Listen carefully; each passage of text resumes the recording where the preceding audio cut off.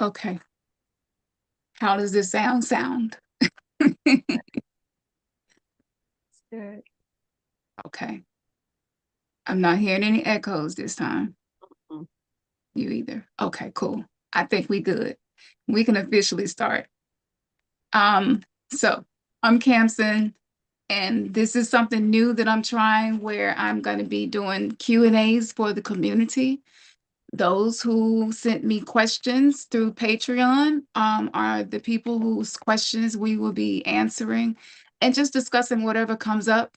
The show tonight, the purpose of this show tonight, because I want people to realize that we're not in the same energy that we grew up in. We're not on the same frequency of earth that we grew up in, which means old templates for love, that's self-love, and with others, those templates no longer work. So we're having to create more positive ways of having interactions with one another, dynamics that are more healthy versus dynamics that it's just something that we learned from our childhood programming. So that's a lot of what we're going to be talking about tonight. I like to cuss, so if you got your kids watching, put them somewhere, put your headphones on or something. Key's not so much. She's a little milder. I'm kind of like a hot taki. Uh, and she kind of like maybe a Dorito, not too spicy, just a little bit. But it slips out, and I try to watch myself, but honey, I've been demonetized anyway, so it kind of really don't even matter. So for those of you who are on Patreon, thank you so much, because I know that the information that I share is different, and because of that is valuable, because we don't have enough people sharing things that are revolutionary in thoughts. It seems like so many people are teaching the same perspectives about the same topics, and as long as that's happening, we're not going to grow. So we need to have conversations that maybe are uncomfortable, conversations that maybe are just had behind closed doors. My intention is to be untamed. As you can see, Khamsin Untamed. So this is a love and libation episode with Keyz, and I'm going to let her take it over and see if whatever she want to say and introduce herself to y'all. But yes, thank you for sending us y'all questions and stuff too. Well, hello, I'm Keyz. That is really all I need to say because we're just going to dive into this information. Oh, So I can't hear you now. Go yeah, ahead. Go ahead. I can hear you now. and I was just like, okay, people is really ready for the work. So Yeah, um, let's get it. yeah, I so get it, because at some point you realize the way I've been thinking, doing Mhm. things, is just not working, it's not manifesting anything Right. anymore. I got to change my perspective. I need to see clarity. I need to maybe because a lot of times we're holding on to beliefs that just do not suit us. Mhm. So I am going to just give us a moment. We're just going to have a moment, and I'm going to play some music, and then we're going to come in with the questions. And if we have some more of the Sacred Sisters join us, or some more of our Patreon VIPs, if you got questions and you join us, just put your question in the chat. And yeah, I'm going to share my screen now, just play some music that was inspired by everything that we're talking about. So let's see how this goes.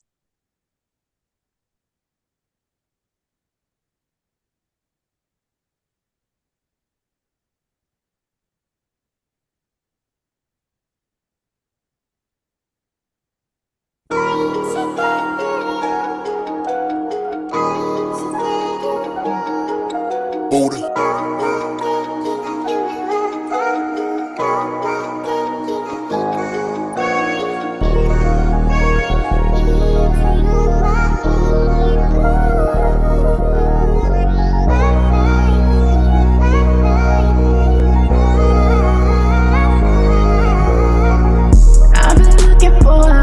I've been looking for a higher love. I've been looking for a higher love. I've been looking for a higher love. I've been looking for a higher love. When you know that you deserve it, it'll be impossibility to receive not a thing, anything less than love. it's my destiny. I know that I am love, I do it naturally. Ay, don't give your energy away to anything less than love. Listen to me on delay. Ay, the love of money ain't the root of evil. People is how you handle money determines how your life lives. When you love your money, you also is loving you. Extension of my energy, making new of news. Clocking in on my purpose, feeling like a cruise. Identity, I am the one that I choose. I've been looking for a higher love. I've been looking for a higher love. I've been looking for a higher love. I've been looking for a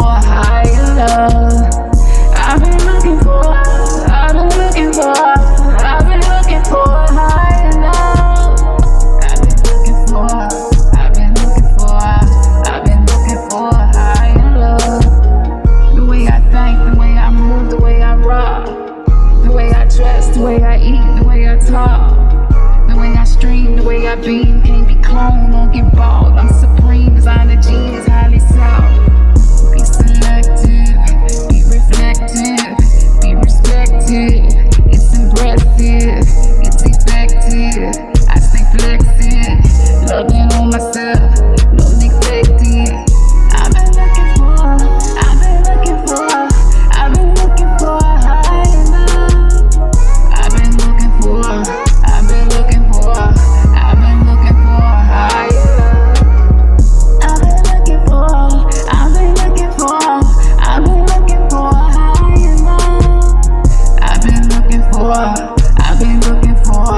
I've been looking for a higher love.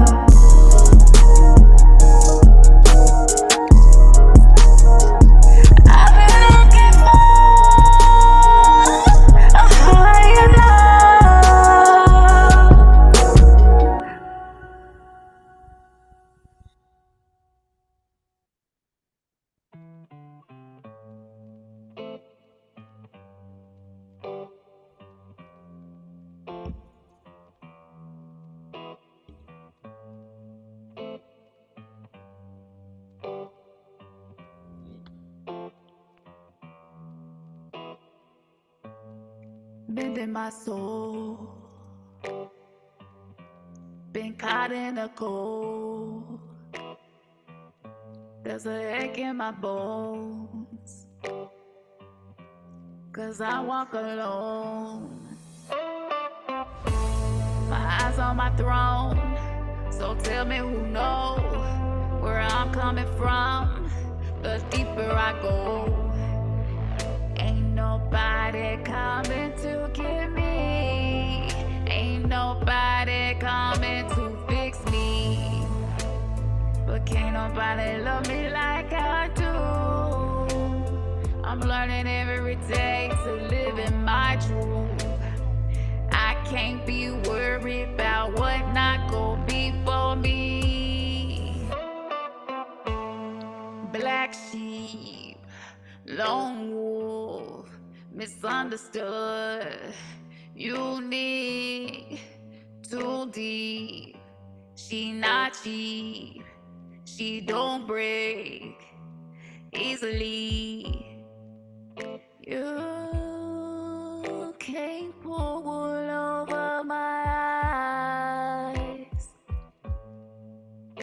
'cause my third eye sees. I have no interest in words, I read energy. I'm protected, I'm respected. I don't take shit, I don't break shit. I'm a builder, cultivator. I can shape shift.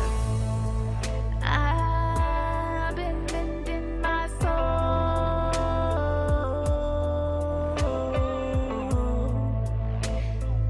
like I've been caught out in the cold. There's an ache in my bones, I gotta let it go. I tried so hard to be in the flow, but I was in resistance. Didn't know my persistence was working against me. Now I'm relaxing, I Featured in the sacred sister circle, I ain't playing with the motherfuckers. Cause if you motherfuckers, you about to be the mother lovers. Haha. I'm switching this shit, I'm switching this game, and that's what I get. I put in the work, so now I relax. I will never forget. And in my soul, been caught out in the cold. There's a ache in my bones, my eyes on my throne.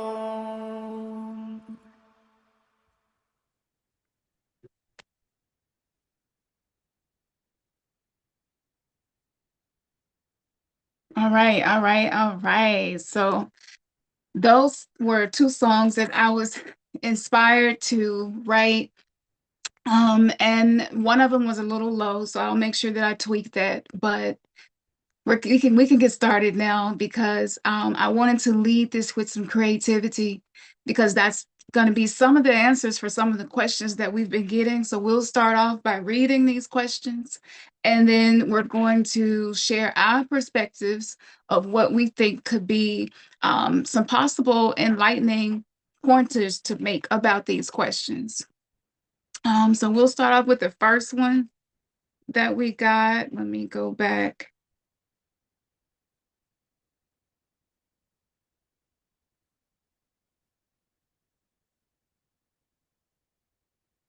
Okay.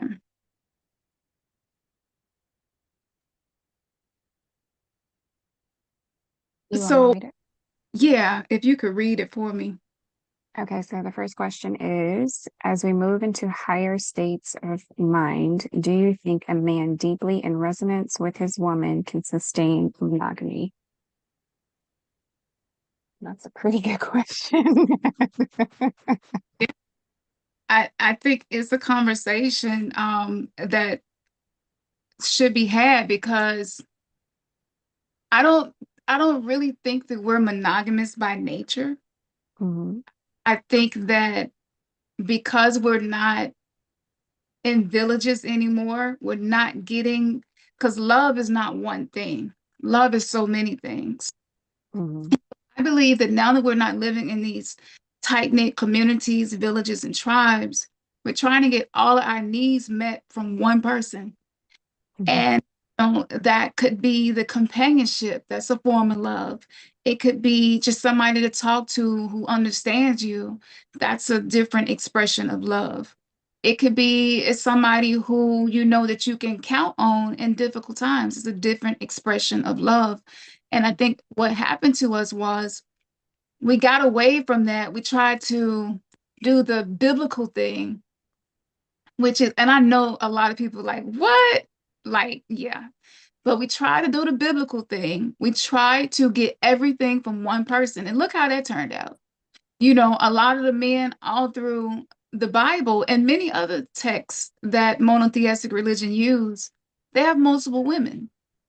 So, I think the thing that I wanted to tap into with that question is, can women sustain monogamy? And I think women have been better equipped to sustain monogamy than men because of our biology. mhm. We're built in a way where if mama a Rolling Stone, you go find out. It's gonna be some of them kids ain't gonna look like their daddy. He just ain't. You know, Right. with the man, you won't know unless you catch him. Hmm. So I feel like our biology to be smart, we're just like, okay, I'm just not gonna put myself in that position. But to be Hmm. honest, I don't think a lot of men really are monogamous by nature. Right. Um, I think they enjoy being with one woman because, of course, you can have more quantity, possibly more quality if you focus on one woman. But honestly, I don't think that that's really what men really want.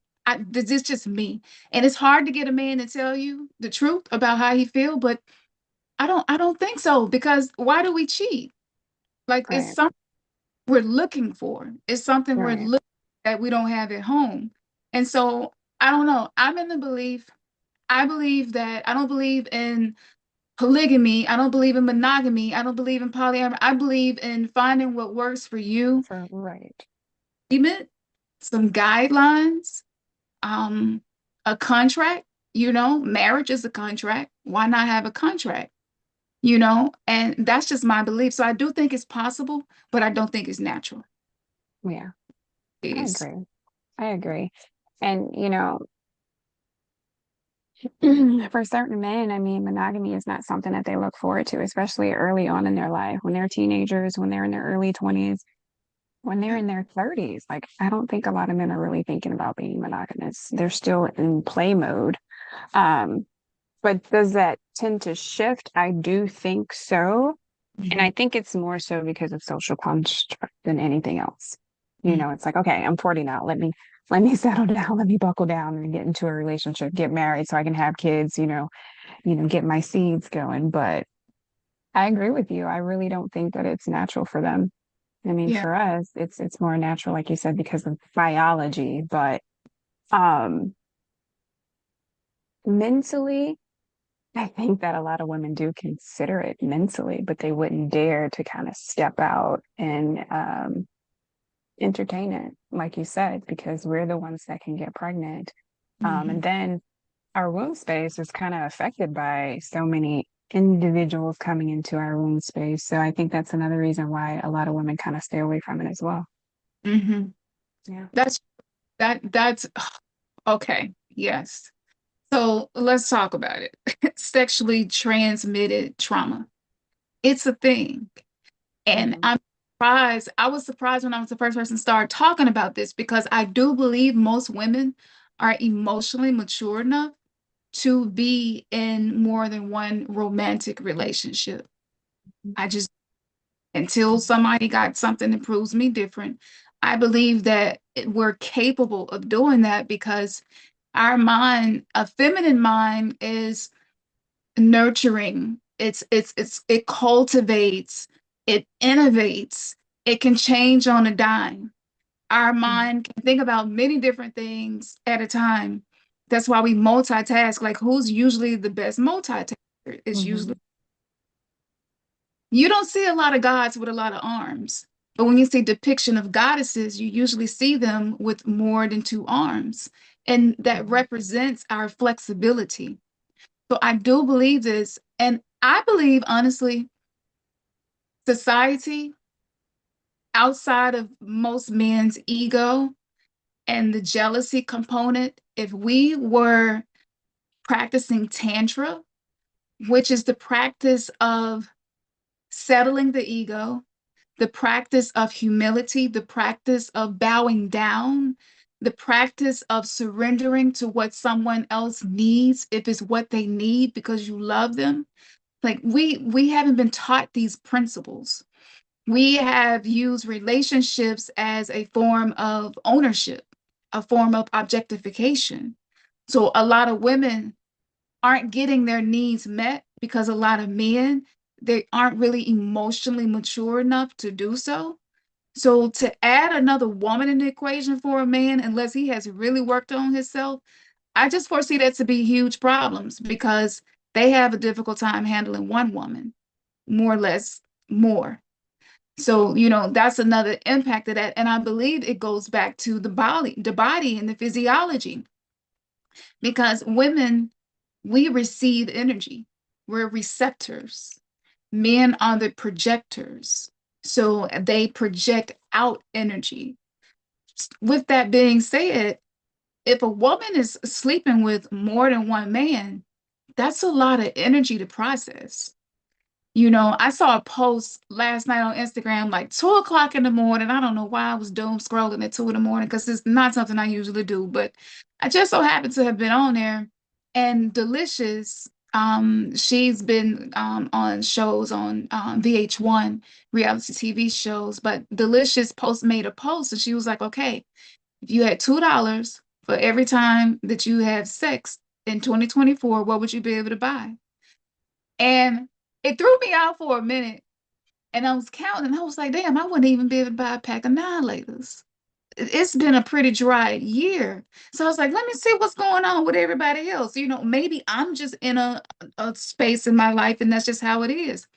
No, No, almost every single comment on there. I didn't see anybody who had a 2, 4, 6, or 8. So look like we ain't gonna be able to buy anything. And it was hundreds and hundreds. I just kept scrolling and scrolling and scrolling and scrolling. I was like, what is happening with the collective of women that, because usually when the new year come in, that's when you get it on. Usually when the new year come in, that's when you have your drinks, you have your New Year's Eve party, you got your little buzz on. That's not what was happening. So, it was interesting to see that because I was thinking, it was just a personal thing, even though I know it's not, because I've checked into the collective, I've read into the Akash. This is something that's happening with a lot of us, and there is a reason for that. And I can't help but to get into this because it just feels like the natural place to go.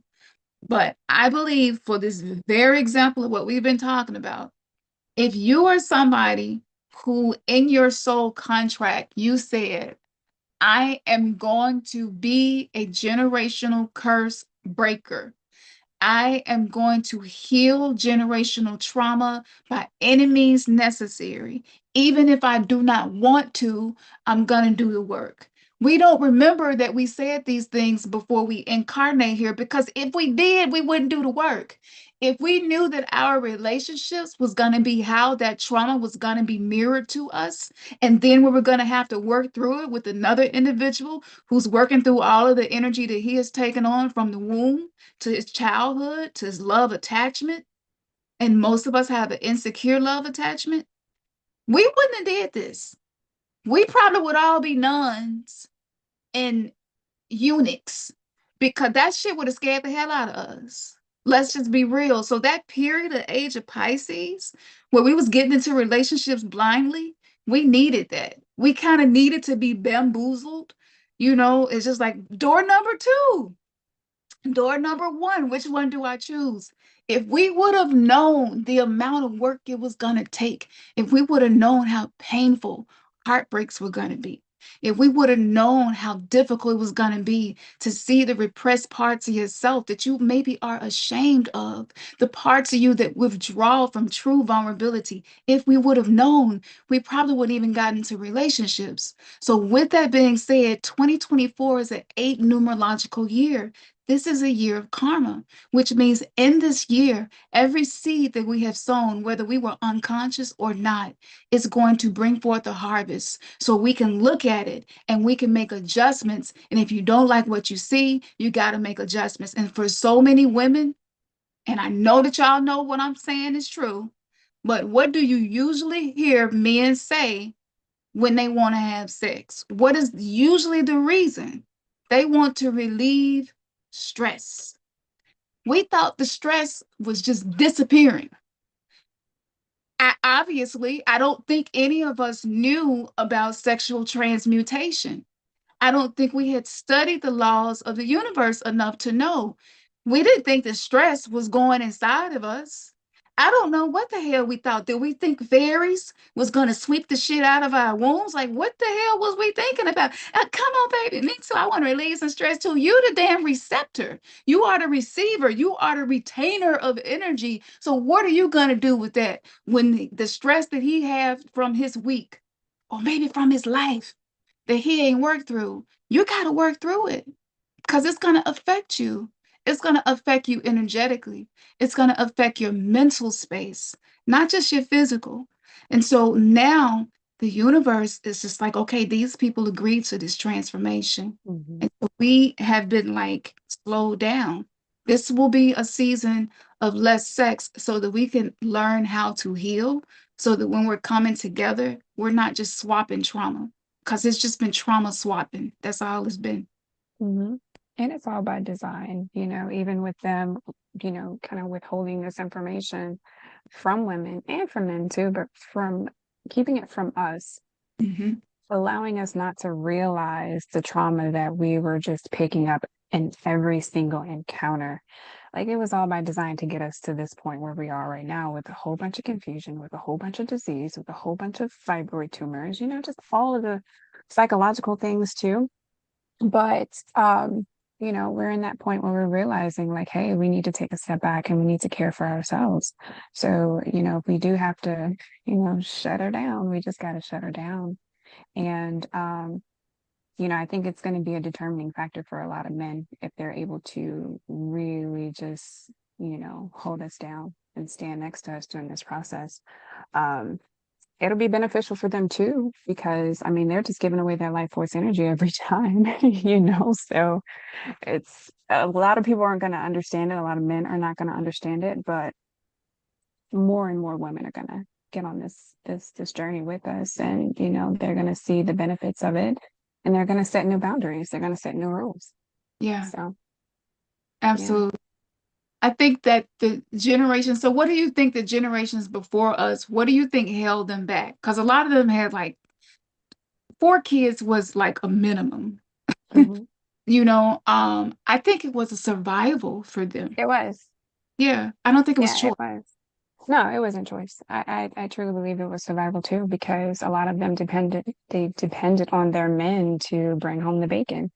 Mhm. So they weren't able to work, because they did have so many kids. Who was going to watch all their children? They didn't have access to daycare like we do now. Um, but it definitely wasn't by choice. Um, they had no choice.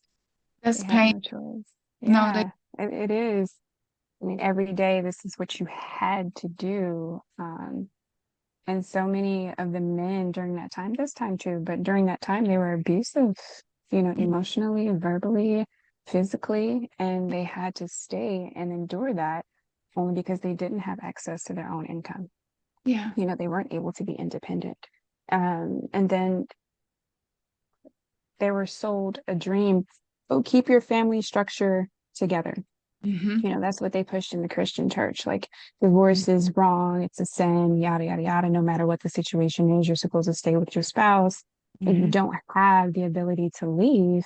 So it was like, okay, we need to keep our family together. We need to make sure the kids have a father that's full time. So they had a lot to deal with. They had a lot to I guess, what's the word I'm looking for? Accommodate in a forceful way. It's really sad, just thinking back during those times. I wouldn't have made it. I personally wouldn't have made it. I'm not sure if I had a lifetime of that, but I don't think I would have made it. Not being the person that I am currently, no. Yeah, current me, definitely not. Definitely. Um, this just speaks to how far we have come. Mhm. We truly come far. And I believe that what they went through, us coming through their wombs, it imprinted onto us. And I believe that what we're working through now is not just current imprint, right? So it's theirs. And within the egg of a woman, there is usually 3 to 4 generations of woman within that egg. So we were in our great great grandmother's egg before we were even thought about. Mhm. Like that puts your mind in a whole different space as to why it's so important for us to treat ourselves like we are holy temples.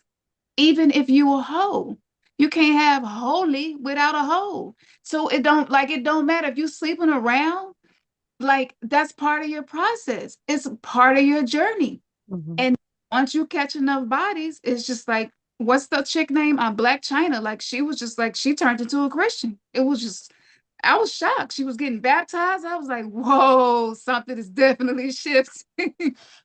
And then you had Megan Thee Stallion. She was just like, I'm done with the streets. Like, I'm done, and just having bodies and being with people casually. And she is somebody who's paid to be a sexual figure. So, like, all of that was this year, like in the 2023 into this year that was happening. So, like, you cannot heal generational curses without having to do something different. And again, they didn't have a choice. Most Mhm. like I know we love our daddies and our granddaddies and our great granddaddies, but we know that they was abusive. We know that a lot of them were not emotionally mature. And we also know that sometimes it was cheating going on and we just didn't say nothing. And women had to put up with so much. They couldn't rent homes. They could not buy land. They could not vote. They couldn't do anything. I don't know if people truly understand how the complex traumas. I truly believe that the patriarchy alone caused CPTSD. And there's research by a few other people that I have seen that were testing people to see how true this was. And they were saying that complex PTSD definitely includes a lot of the structural dynamics of the patriarchy because of the amount of oppression and the amount of abuse that was normalized, the amount of control. So, y'all, this is like, we have to deal with this. We're not in the age of Pisces anymore.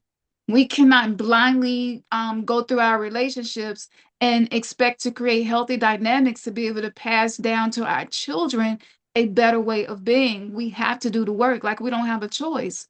And it don't matter if you are on this journey because you remember that you agreed to it or not. But I know that I agreed to this in the past life. I was doing exactly what I'm doing now, except I was sneaking and doing it in a room with a bunch of other women who wanted to learn these things while our men was away. And my ass got killed for this, and I remember I had dreams of that past life, and I see us, we reading our tarot cards and stuff. We in the room with candles and shit, and we like, look, this is this goddess. We was learning so much and practicing things, and I'm kind of getting off the topic, but really not. But I believe this is why spirituality of the feminine, of the goddess, which is being a healer, whether you are doing it with energy, vibration, music, sound, dance, herbs, crystals, working with different deities, nature, however you are doing this, that word witchcraft that was created, that caused a major issue. That created more trauma.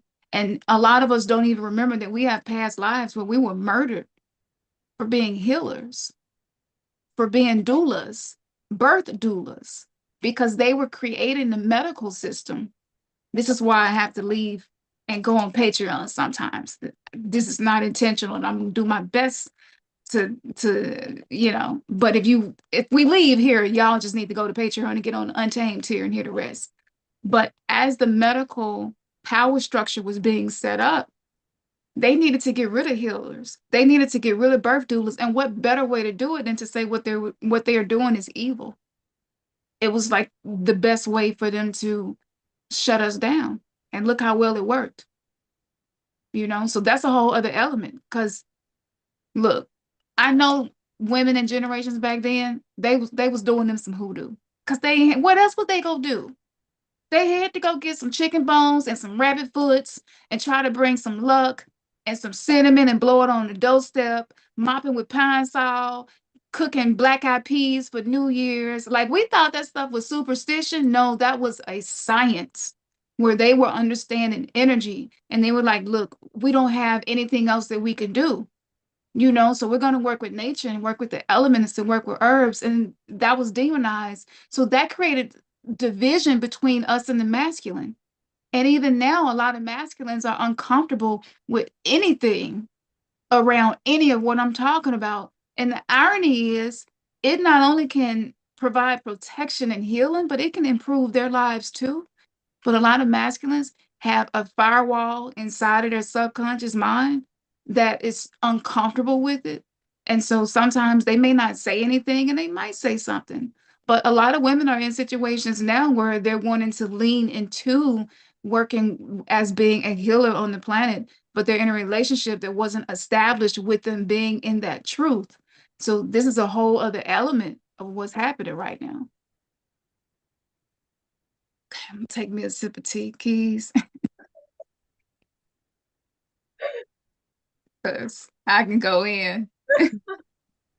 Okay, so as far as us taking the semen and because we're the receivers.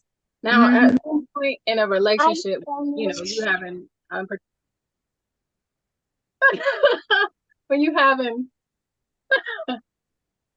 I won't continue that statement. Go ahead. No, Uh, go ahead. I'm sorry. Did you hear me say shush? I was talking to my no, grandson. I'm sorry. I wasn't I telling didn't you to want be him to hear quiet. me what I was about to say. That's Oh no, all. you're fine. No, no. Okay. If Don't you, be okay. shy. Don't be shy. Say Oh, it. okay. So if you're having unprotected sex in your relationship and Mhm. you're taking in, that man's energy, isn't it after a while he's not desiring you and wanting to go with another woman because he is experiencing that energy coming back towards him? Like, is that what's been happening too? you know? Huh, just say mouthful. Now, see, I knew we was gonna swim deep, but I didn't know there.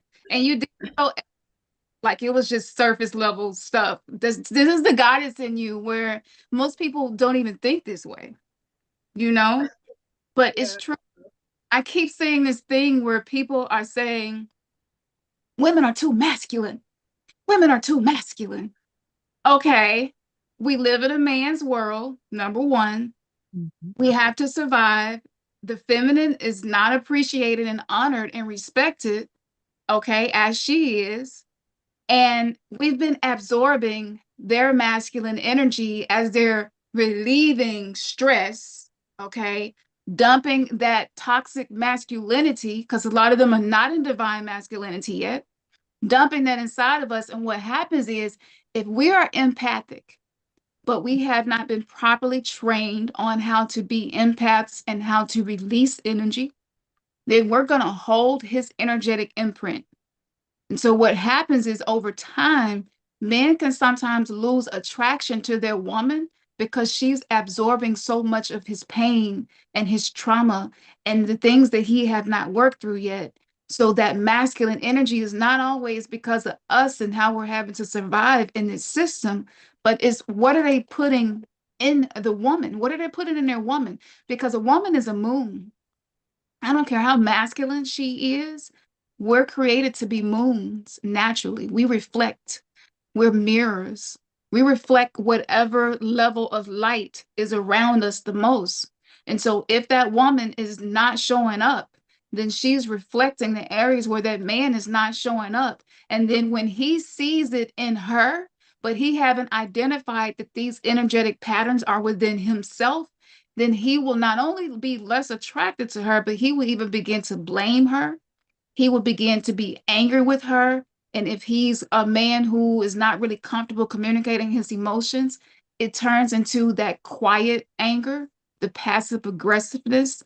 When they're seething inside, they're just irritated, but they don't want to say nothing, and then this creates that strange energy of okay, well, what do I do now? And usually what happens when women start to catch on, like, wait a minute, I have been absorbing his energy, especially for me. Like whatever man I'm sleeping with, I start to look like him.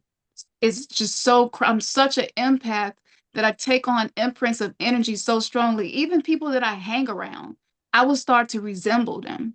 So I learned this about myself when I was in college. So, I realize that if I'm absorbing a lot of his energy and it's a lot of things about himself he don't like, yeah, we're eventually going to have some issues. Unless he knows that some of this energy is his energy, yeah, we're going to have some issues. And that's exactly how it played out. So this, like, woo, okay, Kalia. Did anybody else wanted to say anything, Keyz, Kalia? We'll just No. try Mm-mm. to, yeah, that's what happens. I have a And lot to say actually. So yeah, how many of these relationships are beyond going deeper than surface level?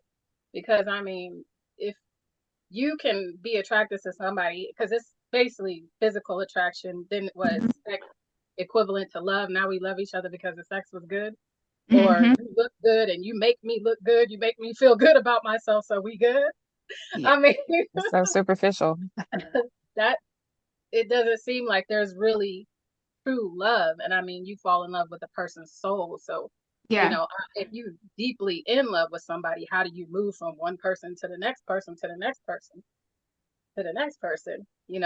Like, yeah, was there any love in any of those situations, or was it all surface level? So I think there's a lot of that going on because I mean, you got social media, you got uh women all over the place, you know, nice bodies, getting Yeah.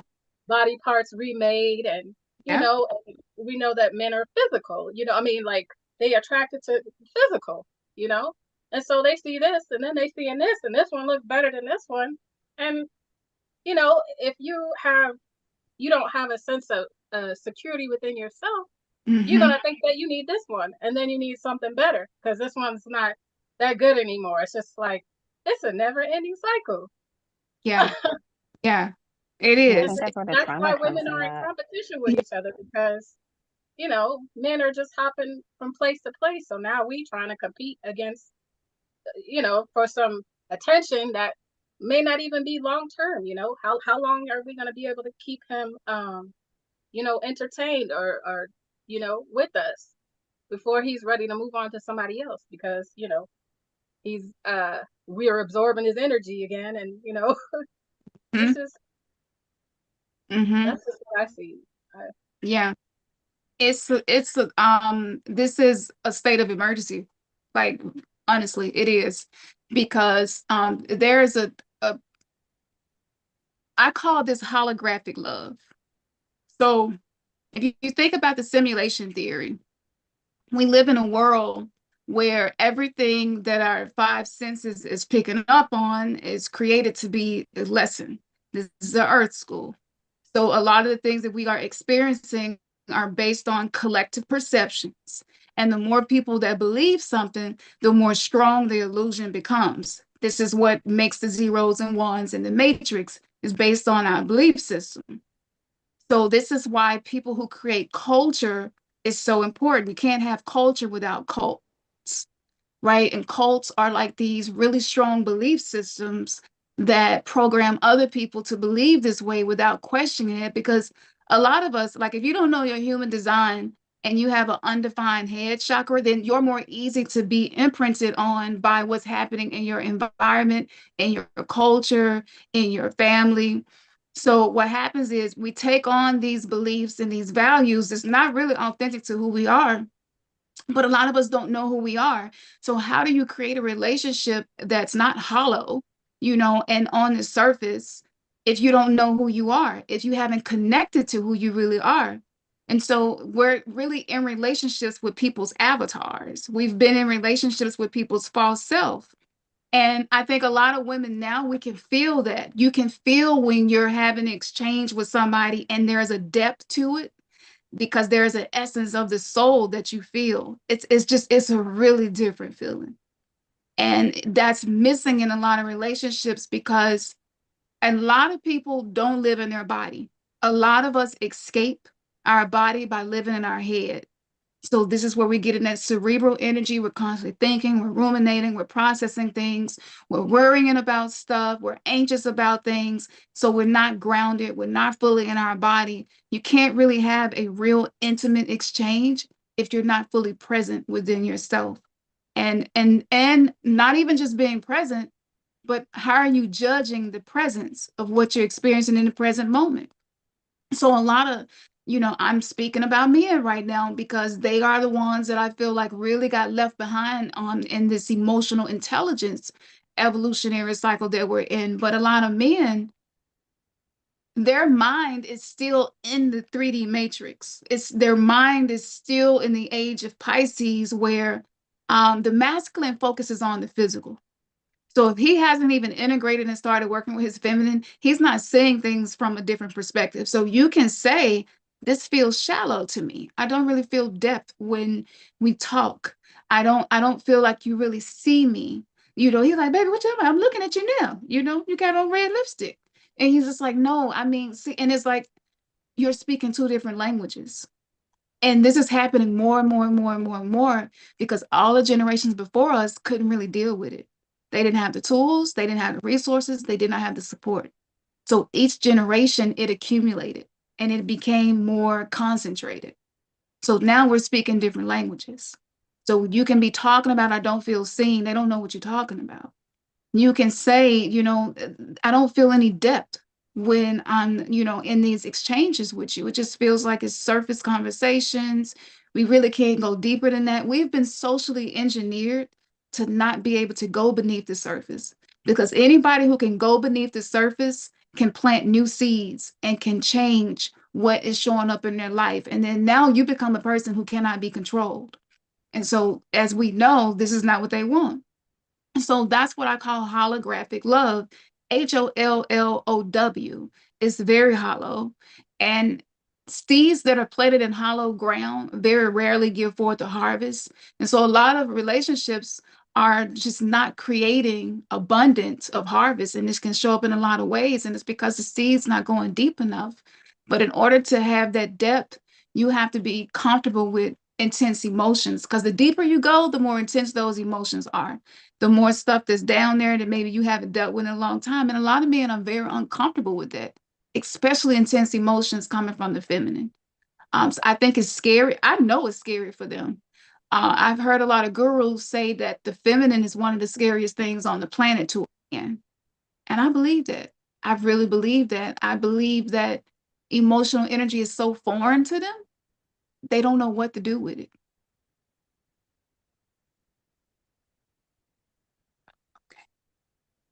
And because they don't know what to do with it,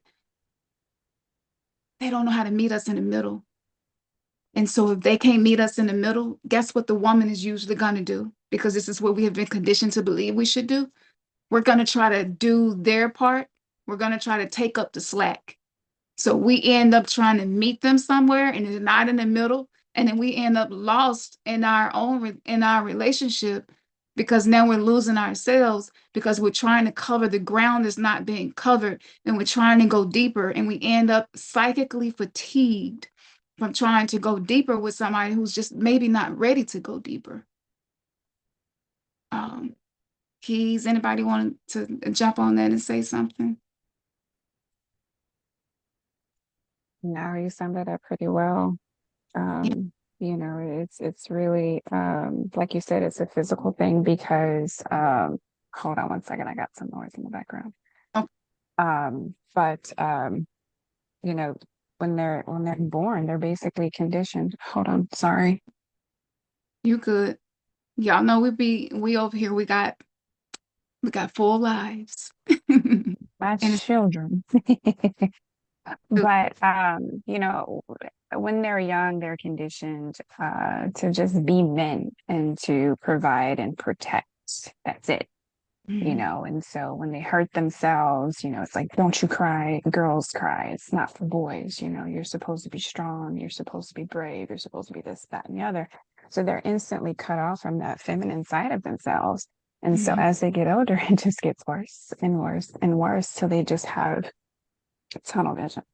It's like, I'm a man and this is what I'm supposed to do. Anything outside of that, I have no clue.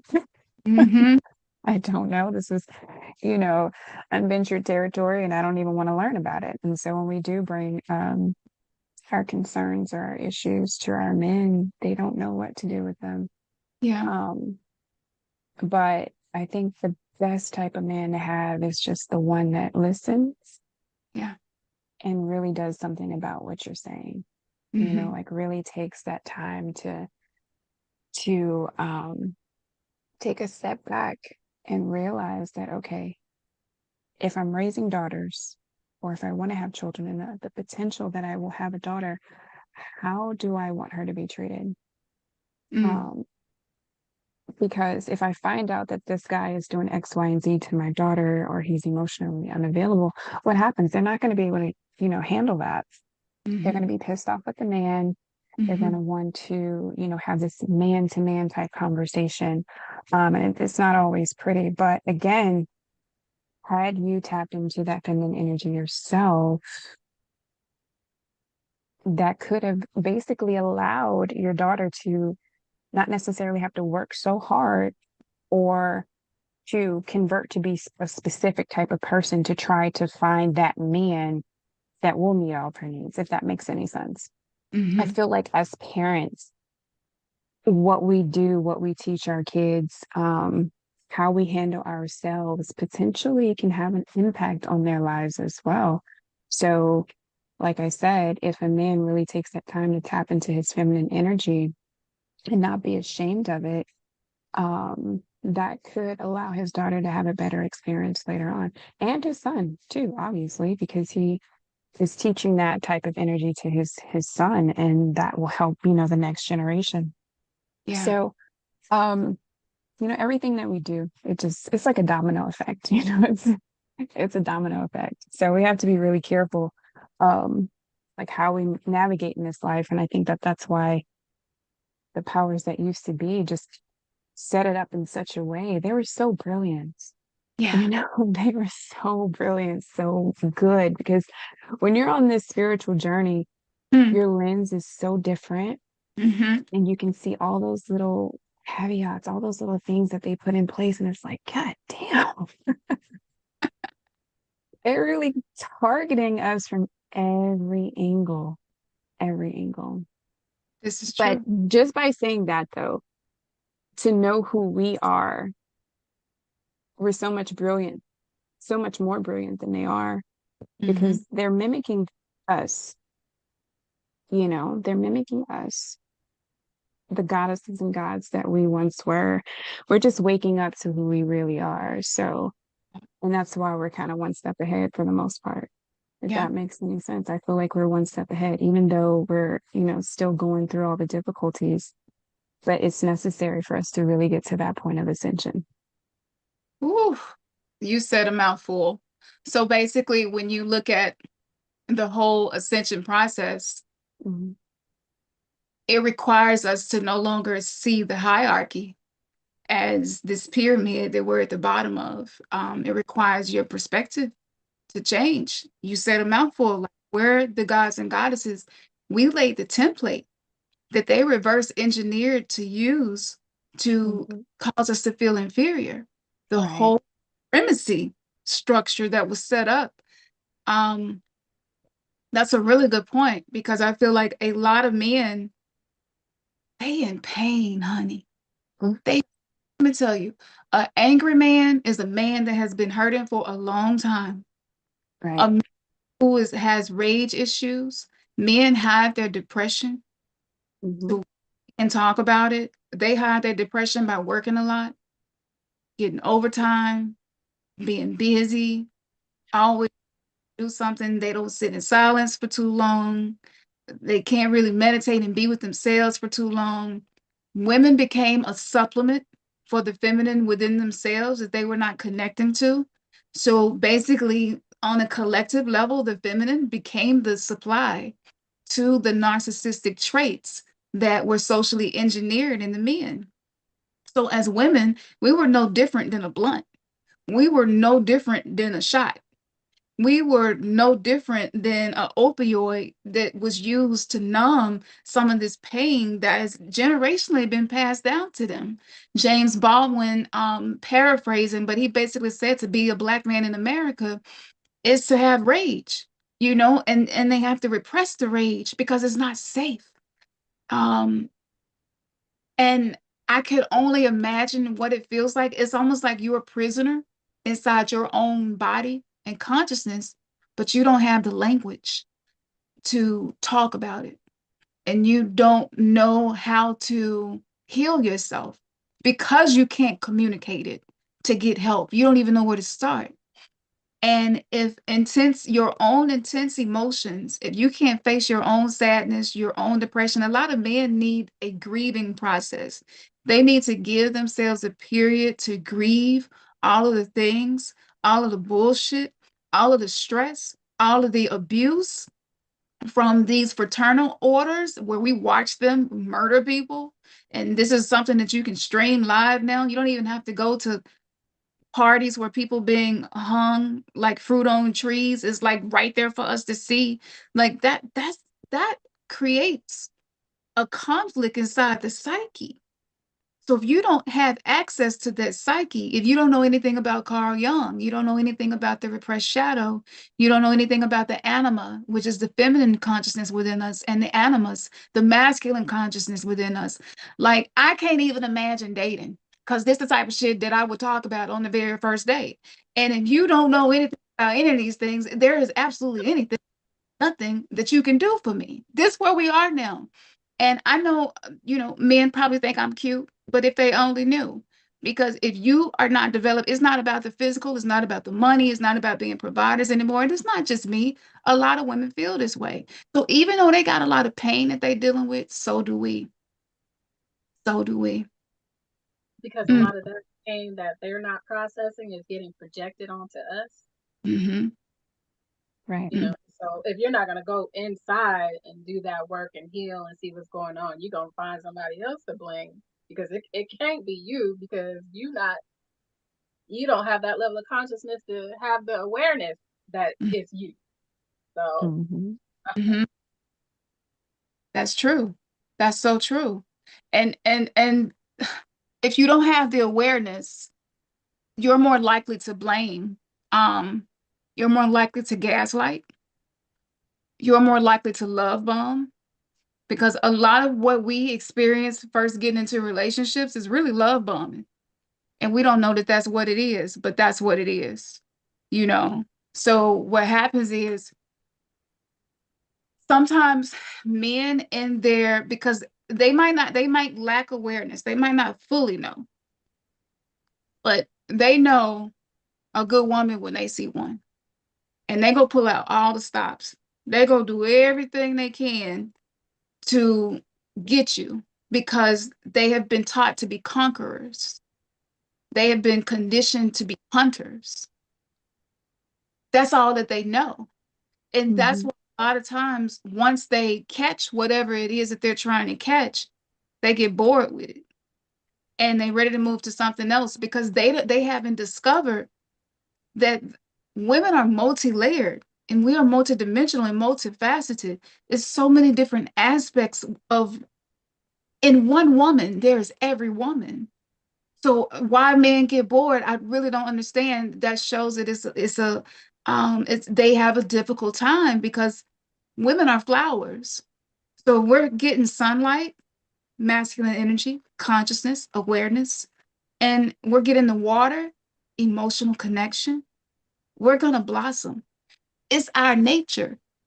So if a woman is not blossoming, if a woman is not opening, it's because the man doesn't know how to connect with her. He don't know how to feed her, because he's trying to get fed.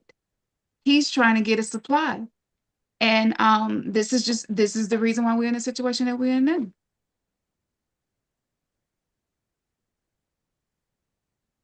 Mm-hmm.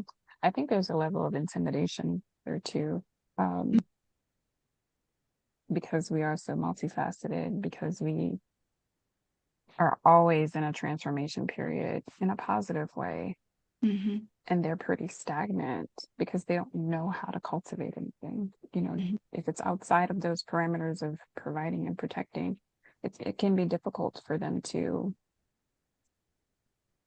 you know, explore different things, be willing to grow with that woman. So I think it's a bit intimidating, and most men, they will run from it, then you know, Mm-hmm. stand 10 toes down, because it's a lot of work. It's a Yeah. lot of work to grow, because you have to heal from the pain of yesterday, and a lot of men don't want to do that because they have difficulties with vulnerability. Mm-hmm. Um, and you know, healing is scary.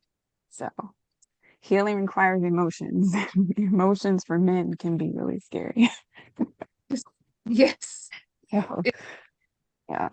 we see how men behave when they get emotional. You know, we see what Talk up happens. a little bit. You're really low. You said what? Oh, am I on mute? Oh no. Uh, it No, was you're just just low. Oh, you yeah. couldn't hear me?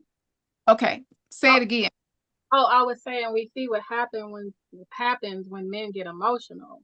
Uh, You know, it's extreme. yeah. That's It's true. very extreme. Yeah, that's true. I think what happens is for a lot of women, we have witnessed emotional reactivity that doesn't fit the situation, the current situation. So if you got 13 years of depression that you haven't addressed, when something finally happens and you get mad, that 13 years of depression, and which is based in fear, is going to turn into something else. It's going to turn into anger. It's going to turn into rage, outbursts, meltdowns. And I think that men don't realize how powerful they are, when they get emotionally reactive, a lot of times we become codependent because we're trying to emotionally regulate men who haven't developed this part of themselves. So in an effort to create safety, a lot of women just shouldered the burden of that. Like, okay, I just have to take on the emotions as something that I have to regulate because he can't regulate. So we end up living, walking on eggshells. And that man never really gets a chance to heal because this is this is an issue on both sides. Because if you're walking on eggshells, and I get it, it's scary. I get it, it's scary. But if you're walking on eggshells, the person you're walking on eggshells around, they not getting any challenges. And you really don't know who they are because you have learned how to constrain some of that emotional reactivity. So not only do they not know who they are, but now you don't even know who you're dealing with. And I know a lot of women personally right now that's dealing with that, where it's just like, yeah, I don't want to bring up certain conversations because he doesn't have strong conflict resolution skills. And I saw his emotional reactivity and I want to avoid that. Or I don't want the kids to be around it. I don't want them to see that.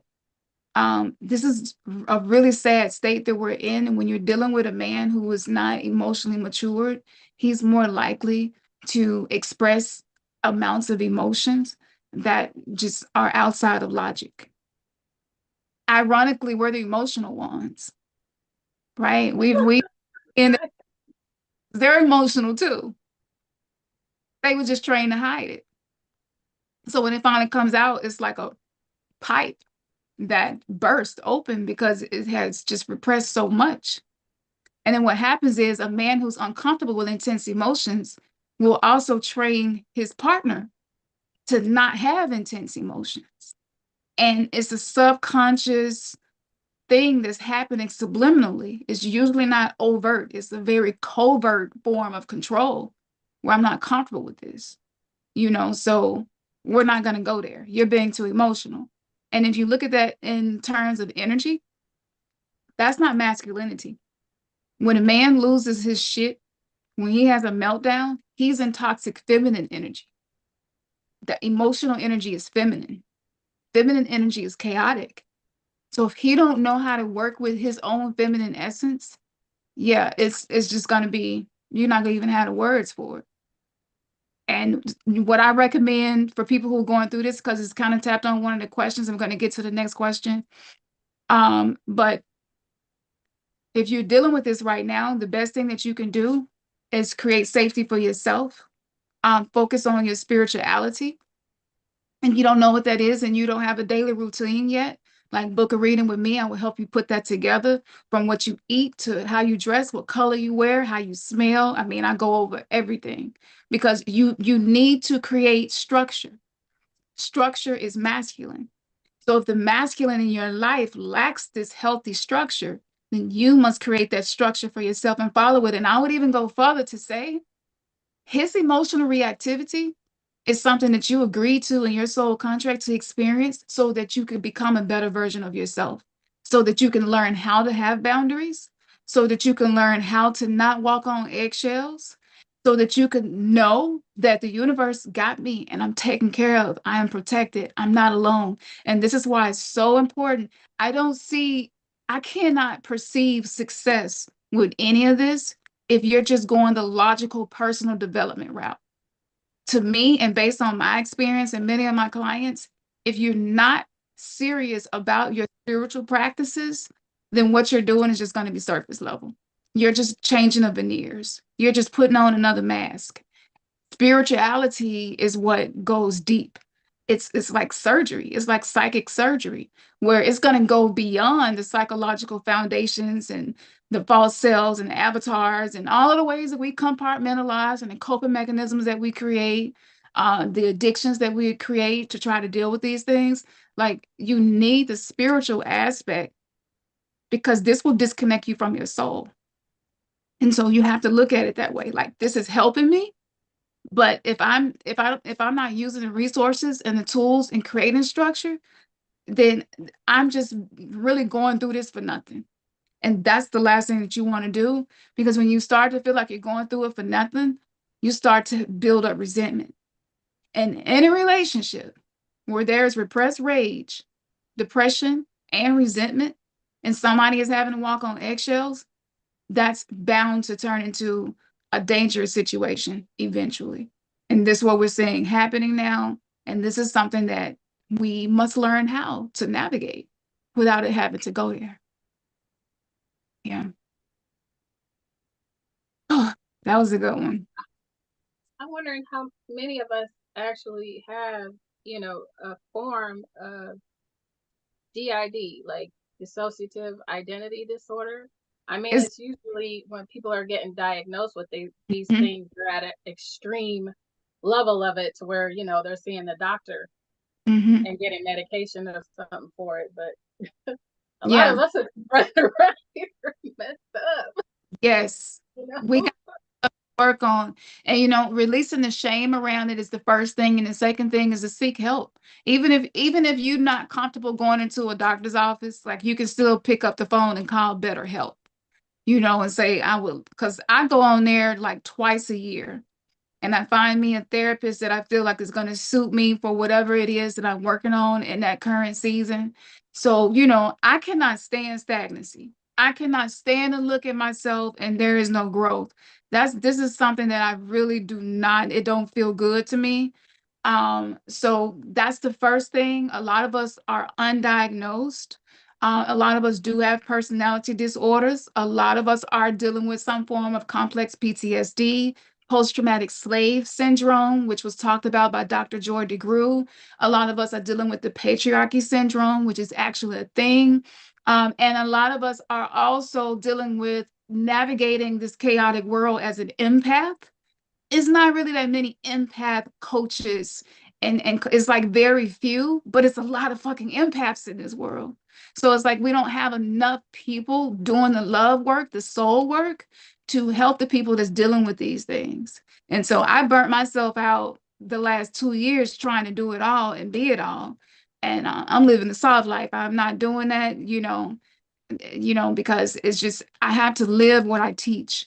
But I tell people that's the first thing, like get a diagnosis, go and find out what's happening. This is why I stopped talking about spirituality so much on the channel, because spirituality showed me that we have these areas where we need healing. But if we don't go to find out exactly what it is we're dealing with, like you're just trying to fix a hole that you can't even find. And the soul is fragmented. This is called soul loss. So, what indigenous cultures call soul loss is what psychiatrists call all of these different things in the DSM. So, we have to figure that out. And then you can do personal development side by side with spirituality. You combine those two, you're going to have success after success after success. And I have done this in my own life. This is the key. And I just hope more people see this, and I hope more people take this seriously. And it is from this aspect that I teach and everything that I put together. So, like I said, it's ironic that I have like 50 views, and I'm like, okay, only 50 people were interested in this, but I get it because I know a lot more people watch me maybe than I get to see.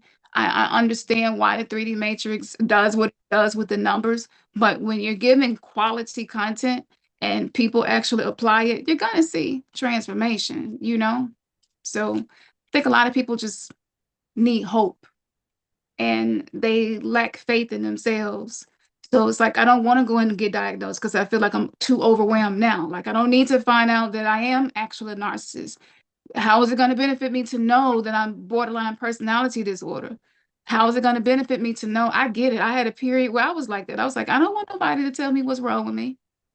And this is why you see like HIV.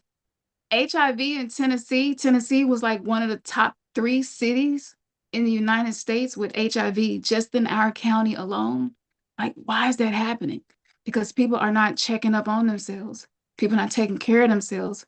People are not going to get diagnosed. People are so overwhelmed. It's just like, I don't even want to know. That's just another medical bill. That's just going to be just another this. And so we got to address this issue starting The masculine loves the physical. So it's just like, get out there and do the physical stuff. The feminine, we're doing our part. You do that stuff, and then you can work, then you can ease into the feminine aspect of that too. And so these are just some of the solutions for some of this. So Keyz, I know we had another question. Honey, I done been around the world, but we're gonna get to the questions. All right. Let's see. Do you perceive that the Divine Mother created some living souls in pairs of woman and man, having made these souls to have unique destinies for more profound than what the traditional mind can fathom? Mhm. Whoa. Okay, so souls created in pairs of Mm-hmm. masculine and feminine, I guess, embodiment in each individual with destinies that may be something really different from what we can phantom in our mind. I think that's the whole twin flame situation. Mm-hmm. You know, um, whoo, honey, I first learned about twin flames in 2011, and I started working to manifest minds. And I'm talking about, I was tapping in. I had my list, everything I wanted him to have, all of his characteristics, mind, body, soul. I did that. And when I got into a twin flame reunion, honey, let me tell you, souls, when you meet a soul that was created, and because we are created in soul groups. Now, I believe each soul group, I believe they're created in 12s or 13s based on the zodiac. Within that soul group, there are people that we would call kindred spirits. There are people that we feel like we already know signs of this. Maybe it's people that you feel comfortable with and talking to, people that bring things out in you, people that finish your sentences, people that sometimes remind you of yourself, people that you have a lot of things in common with, but you really can't wrap your mind around it. Um, Synchronicities between you and another person. All of these things could be signs that you are dealing with somebody who was created in the same soul group as you. Now, that's the pro side. The con side to this is they're going to mirror back to you everything you have done your best to ignore. If Yeah. we would, if told me that, I probably worked so hard to get in one, So I'm kind of no. This is what they're going to mirror back to you. It's so crazy. And this is what happens energetically. If you try to just be physical and sexual with let's just say it's a romantic situation, the more you try to cling and pull to them, the more you will repel from each other. So strange. Because what happened with us was we learned how to get our needs met by seeking comfort outside of us and someone else or something else. So if in your Akashic record, your agreement is to awaken, anytime something or someone gets in the way of that, there's an energetic repelling that's going to happen like two magnets. If you try to make the North Pole of a magnet and the North Pole of a magnet go together, they're going to push away from each other. So a lot of relationships right now, that's what's happening. And it's just like, intimacy feels so difficult. And it's like, no, it's because you're trying to get something from that other person. You're trying to get a need met. You're trying to feel a hole, a void that only you are meant to feel. That's going to push that person away. Now, of course, our love attachment plays a role. If you have any form of insecure love attachment style, yes, that's going to play a role. One of the most unattractive things to a woman who is securely attached or becoming securely attached is a fearful avoidant man or a dismissive avoidant man. And sometimes that can show up as clinginess, neediness, but at the same time, don't want to be close. It's so confusing. It's a hot and cold situation. So usually if you're dealing with somebody in the soul group as you on a romantic level, you're not gonna be having half as much sex as you think you're gonna be having. Okay. You're gonna be learning how to be whole within yourself. And maybe, just maybe, If both of you are doing the work and you can come together and one is not going to be draining the other, then that's when you have the type of sex that we call sacred sex. And I think a lot of people desire that and want that, but there's a certain level of work, personal development, and self-mastery that you must do to have that experience because it comes with a very high responsibility. And I believe that I'm getting off topic. Y'all taking me somewhere else with this, but I got to get this out. But because what happens with a woman when a woman has worked on herself and she's connected with her heart, she's connected with her womb, she's aware of her Ori, her higher self, her I divine self, she's aware of her spirit guides, she's aware of her matrons, she's aware of those that protect her. There is a level of responsibility that comes with the woman who has a frequency that high. Let me tell you, you think that you can take a fork and plug it into a plug if you want to. Okay. That's what it's like. And it will literally shake the kundalini within whoever is dealing with her. And if you are not ready, if you are not grounded, then you actually create mental instability and emotional instability when this happens because there's just a level of voltage that is moving through her body. And that man must know how to work with that energy. Why did y'all take me here? This was not my intention, y'all. They are walking me through this with my mouth, but they talking and telling me to say this. So I guess this needed to be said. So the reason why we're not really having sex like we used to is because we're learning how to be in these light activated bodies, meaning we're transmitting more frequency through our bodies than ever before. And the responsibility that comes with that, because if you're a high frequency, if your vibration is high this way, and you interact sexually with somebody who is not there, who, like, what do you think is going to happen?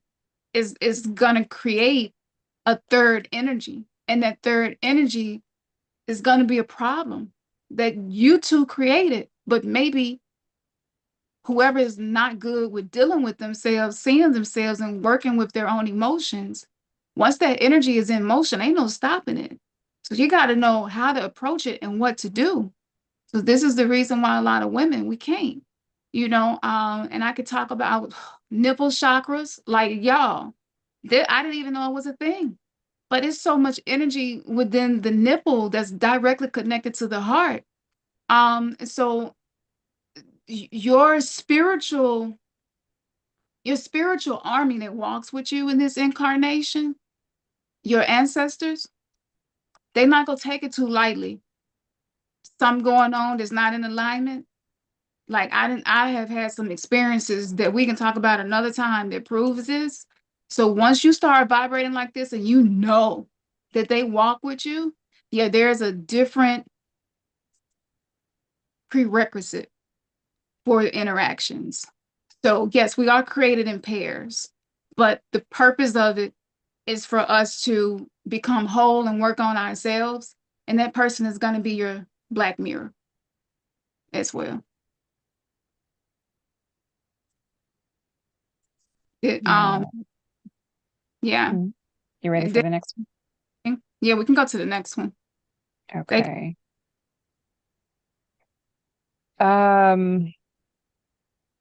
How do I avoid being placed in traditional roles when my man and his family view me as just a woman instead of an activating soul sent here for a higher purpose?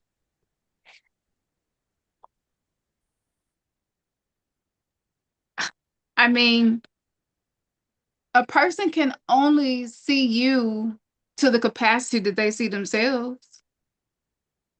So if there are blind spots and if they are not in touch with their own divinity, they're not gonna see yours. And you might be expecting a certain value system on that, but it's not going to be there because it's just not something like Keyz was saying. It's like tunnel vision.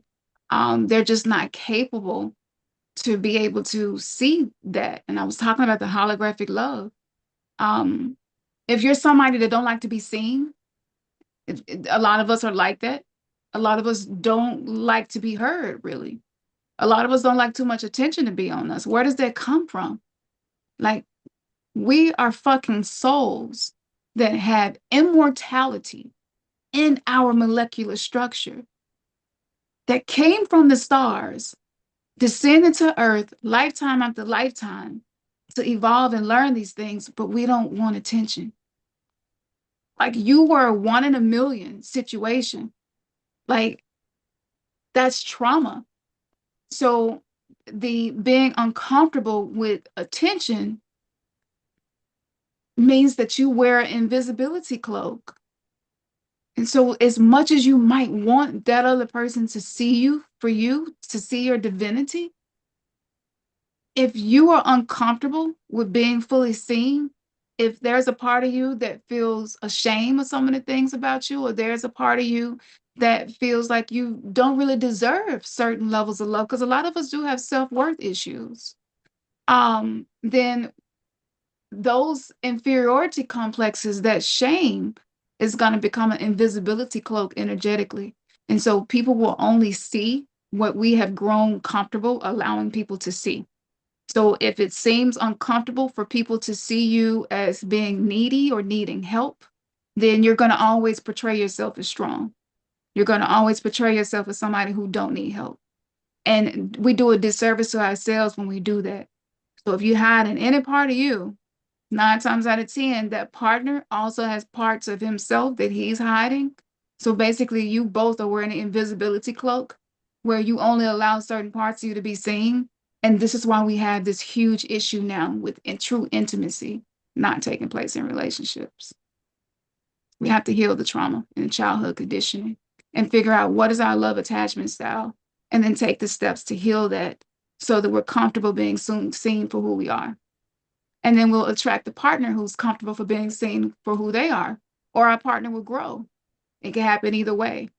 And that's the only way that I see to change that dynamic. Anybody else wanted to hop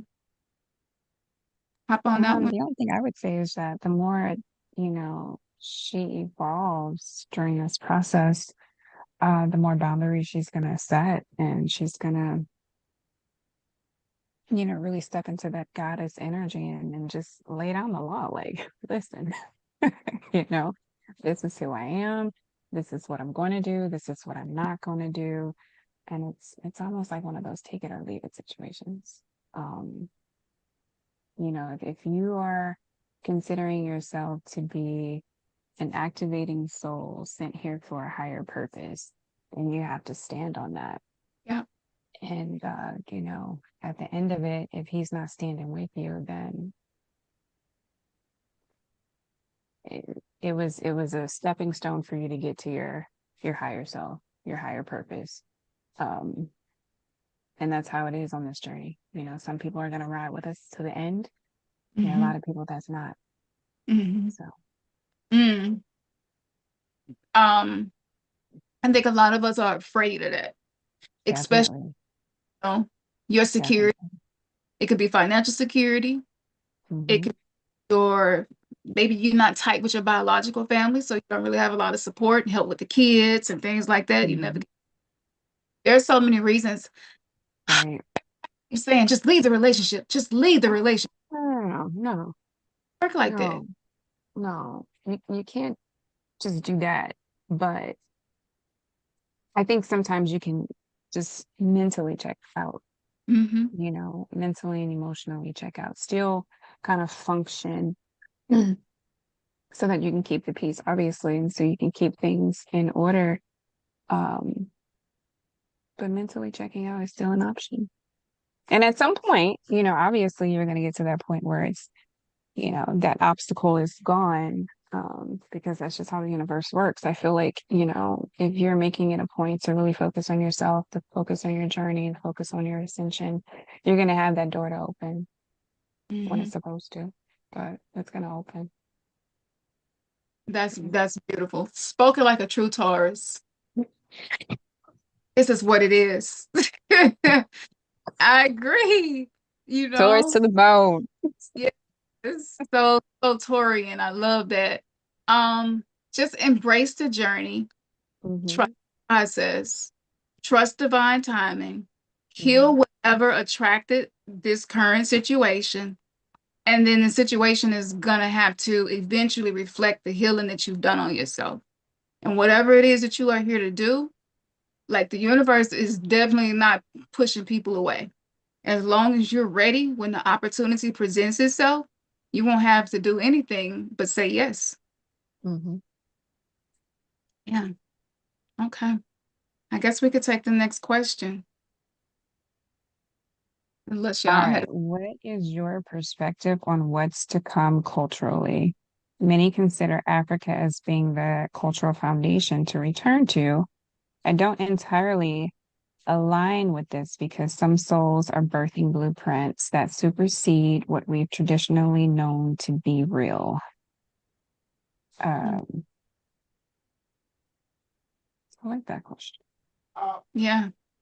Yeah. I think that as we move deeper into the age of Aquarius, some of those traditional roles are going to continue to unravel because they are. How can you really evolve if you're doing what the generations before you did in a way that's authentic to your soul's journey? I think that, we're not fitting into that model. And this is a 8 numerological year, as I have said before, and 8 is associated with Mercury. Mercury, based on the 5 root races, is associated with what we call Black people. Now, the interesting thing is Saturn is also associated with 8, as in the infinity symbol, as in the one that gives structure to this simulated reality we're experiencing. According to the 5 root races, Saturn is connected to Native Americans, which means Native Americans and what we call African Americans are now going through this process of seeing how similar we really are. And some people are discovering I'm a mix of African and a mix of Native American. Some people are discovering I'm all Native American. I thought I was African. Some people are African discovering, wait, there's some Native American in me. Like we have the technology, both the technology that we're using and the ancestral technology now to discover these different things. So I think as we're discovering these different things, it's going to impact our spiritual practices. It's going to impact what we do in our day-to-day life. Like if you would have told me 10 years ago that I was going to be doing puja ceremonies, I would have never believed it. I hadn't even ever heard of the word. And so now to date, I have so many of them on Patreon where you can just sit down and do them with me, and I'm taking you through the ceremonies. So I didn't know that by connecting with these things that I was stepping out of tradition. For me, it was just a process of me discovering what's going to support me on my journey. So being able to have fire ceremonies where I'm burning away what's no longer serving me and meditating on the flames and allowing those things that imprinted on my subconscious mind to be purified. I had no idea that I was destroying traditional roles. And this is when, so the woman that I was when I first got in my relationship right now, it's very little fragments of her still here. You know, if you're on Patreon, there's a false self funeral. If you feel like you've been forced into traditional roles, or maybe covertly you have followed traditional roles because of conditioning, that's what the Patreon community is all about. All that information is there so that you can take yourself through this journey of coming out of those traditional roles, because sometimes who you authentically are and what your soul is here to do, it does not fit in any tradition. And because we're in the age of Aquarius, that's going to be true for most of us who are going through this ascension process. Yeah.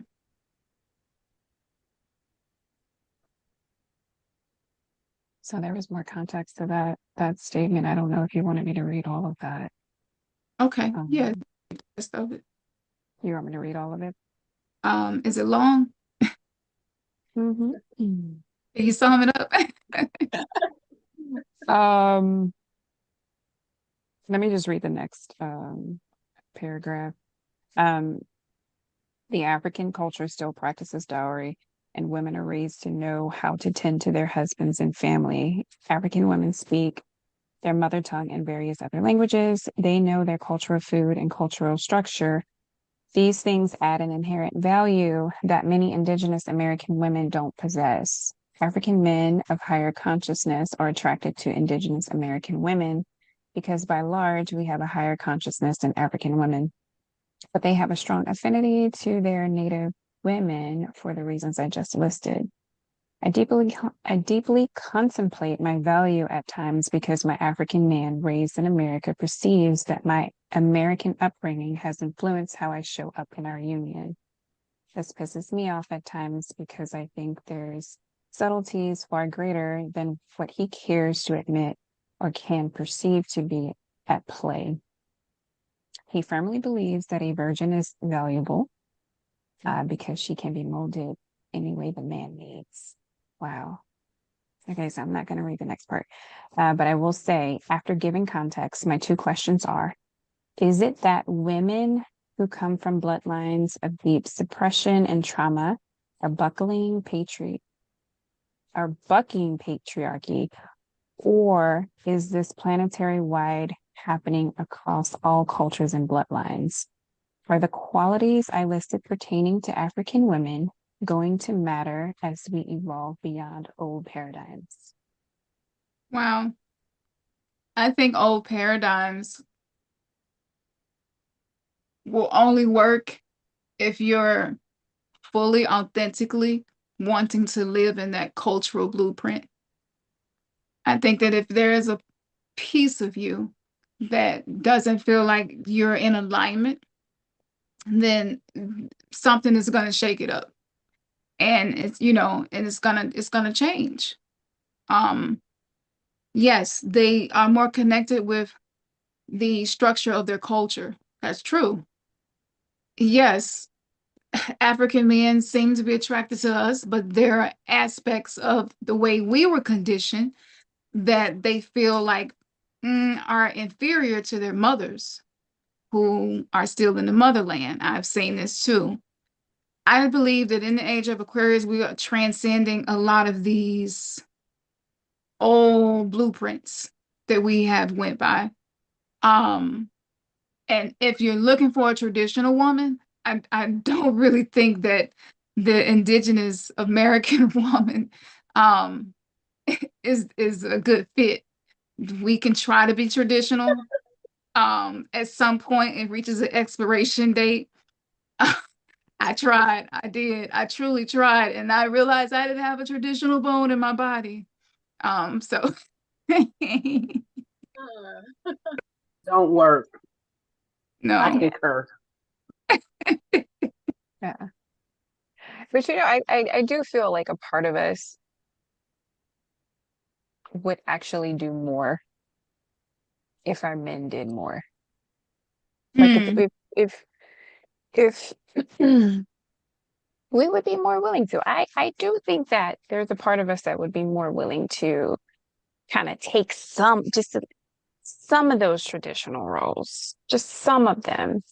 Um, if our men were really tapping into their feminine energy, really hitting us at that emotional level that we seek. If mm, they were, I'm going to speak for myself. If there was that level of connection, there's a part of me that would entertain some traditional roles.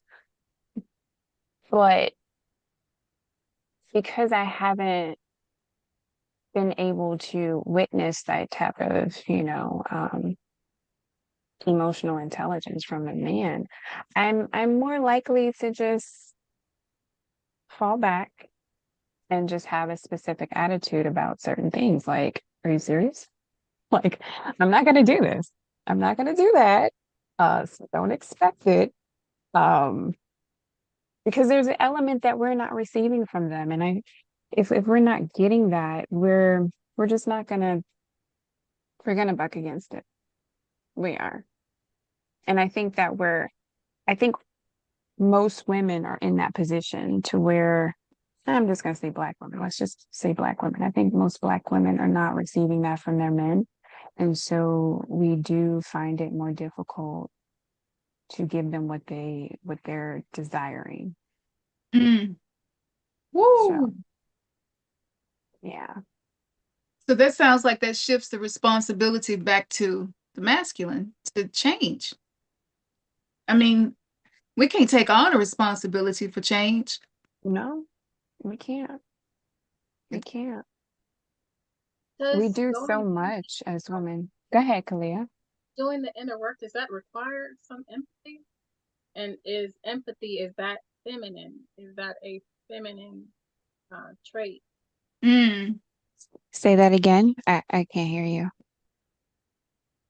I was asking if empathy was a feminine trait, because if a man did find some empathy for women and how we, what we've endured under this Mhm. patriarchal system, where, Mhm. where there'd be some compassion and awareness and realization at that point, does that require empathy? And is that feminine? Is that why it's not happening? Because it's not there, the balance isn't there, you know?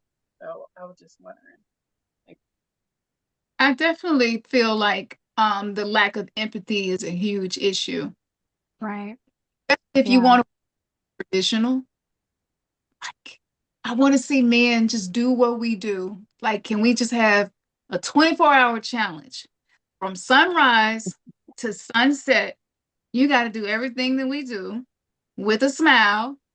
You need to be feminine and soft and nice to be around.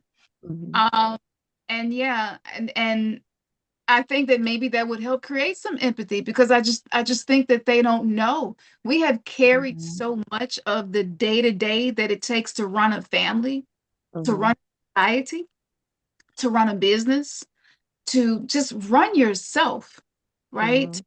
function to the point where they struggle with empathy, but they weren't taught to have empathy for themselves. Right. We can't have a traditional role be 50-50. Sometimes we even be more than that. If women are more likely to make up for whatever was is missing if a man falls behind. I I don't care how y'all feel about this because I feel like most men are more selfish. I feel like it is a natural baseline sense of survival that men have learned. They really didn't have to be givers like we did. They didn't have to pull their boob out and let it get sucked into it's dry and cracked and bleeding and still keep that baby. I mean, if you talk about empathy training, that's some empathy training, you getting know. know. so Um, they didn't have to bust it open and allow this Mhm. human 8 pounds or more, depending on, how the situation was. Mine was 7 pounds. Like they didn't have to deal with that. So Mhm. they haven't had the empathy training. They haven't Mhm. had the resilience of being grounded to create life, sustain life, carry life. So they don't know what it takes. They, Right. And you know, that they're definitely never going to understand that part. But I think it's how they show up, during those times that mean the world to us. Like if we are, having to wake up in the middle of the night to breastfeed a baby, can you wake up with me? yeah, Like can you wake up with me and sit with me? You may struggle, but do that. Don't just roll over and cover your face because the light's shining in your eye. You know what I mean? Like, um, if I am just having a baby, we go through the labor process and here I am, barely walking to the toilet. I got, episiotomy, lacerations there and I need my pad changed and this, I need my water bottle, like be there for all of that. And I yes. think that that's when that allows us to, be more open to them and say, hey, babe, what you need, But if Yeah. we don't receive that, you can't have the expectations for anything traditional. You can't have it. And so I think that's what a lot of men don't understand. Like you really have to show up And Yeah. if you don't, then you're not going to get what you really desire. And that's when they deviate and want to go and cheat and do all these things, but they're not taking accountability for their part that they're playing in that. Hmm. So, yeah. It's true. And I think another thing seems like it's American mostly, this 50-50 thing coming into relationships. Um, I don't think we really knew how unhealthy that is over time. It's not sustainable, Mhm. especially for a woman who wants to be able to relax, to get proper rest, proper sleep, like things that men could be doing. Like if you're in a relationship and it's 50-50, you expect your woman to cook, clean, Take care chores, of the kids. laundry, take care of the kids, take care of you when you sick, cater to you and Not work fair. and play 50-50, like that's slavery. That's not a relationship. We need to learn the difference between the two, Right. and again, it takes a village to raise a child. We're trying to get all our needs met from one partner. It's not sustainable. And this is the reason why I started the Sacred Sisterhood, because I knew community was that missing piece. When you know you got that support system, you can go into whatever you are dealing with when life started lifing, and you're gonna feel stronger. You're gonna feel more confident. You're gonna feel supported. Your man cannot be your everything. That's the most dangerous situation to be in. So if you're 50-50, then somebody is doing more than the other, which means that now you're in a transactional relationship. So you're having to keep your eye on, okay, let me make sure I'm not giving too much and I'm not allowing my partner to give. It's too much. And so I saw a post, because I think for a lot of American women, anything other than 50-50 in relationship is foreign to us. And it probably seems next to impossible. But I was watching this video about the passport bros who, go abroad looking for women overseas. And this one woman, she told the man, she was just like, you're not gonna 100% carry the financial responsibility, and I'm still supposed to cook and clean and do the kids and all of this. And he was like, yeah, that's what we do in America. And she was just like, no, most Muslim men, they know that that's their responsibility. I can take care of the house and the kids, but I shouldn't have to be 50-50 with all of the bills. Like, if you can't handle the financial aspect of it, then you're not ready for a family. And that really hit me just while I was doom scrolling last night. And I was like, wow, us American women, we've been conditioned to think this is normal. And we've been conditioned to think that nothing outside of this is even possible. And I think it made our men soft. I really do. I think it made us hard, and it made them soft, and they get overwhelmed easy. It's difficult for them to wrap their mind around. Because if you told a man, okay, I need you to do 100% of the financial stuff and I'll do all of the home stuff. I'll do the food, I'll do the cooking, and like I'll do all this stuff. He'd probably be like, what the hell are you talking about? Like, no, that's not the agreement. It's not the agreement. He gonna Right. freak out. He gonna be like, hold up. So you mean Right. to another job? Well, I don't know what you're gonna have to do, but figure it out. Shit. If we start operating like that in America, like today, a lot of things that's been happening won't be happening no more. Hmm. It'll be pure chaos. And, I can joke about it, but it really hurts because I feel like we deserve that rest. And I think a lot of us want to rest. We want to have more days off. We want to have more vacations.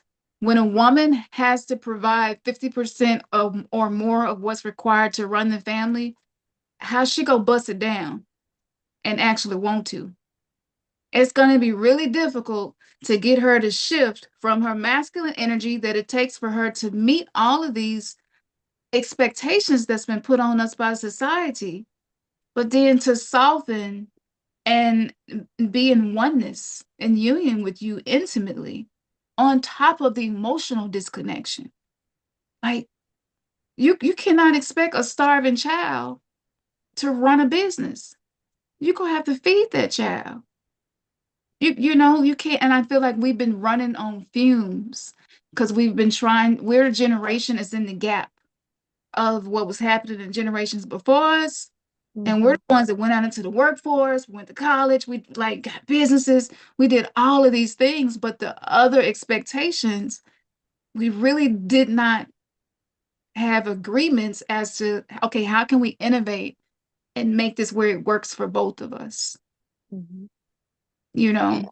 And you know, society, like we go back to society and the way that it conditioned us, because what we seek is what our mothers and grandmothers had to a degree. Like we were able to be at home, we were able to take care of home a couple generations ago. However, the men weren't really in positions in the workforce that they could appreciate. It was a lot of blue collar. They work like slaves. Um, they they just had so much stress and so many pressures. So it created a condition where they hated their situation at work. The women hated their situation at home because they were just the slaves at home. They really didn't have enough money to do the things that they wanted to do. They didn't have that time where they can go and take care of themselves because the men work 6, 7 days a week. Mm-hmm. So they created just a horrible atmosphere. So because the men were disgusted with the women, really, it was like, okay, I'm going to have daughters and I'm going to push my daughters to go to school. So they'll never have to depend on a man. And so the women were like, I can't have my daughters experiencing the shit that I'm experiencing right now. So I'm going to push her to go to school so that she can have a job and be the lawyer, the doctor, the this, the that. But now that we're here, we're trying to get back there.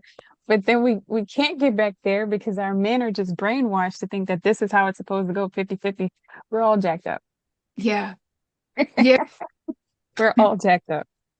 It's So a yeah, yeah, it's a mess. So we really have a long way to go with trying to get back on track. But I truly think that it really starts with us women. Because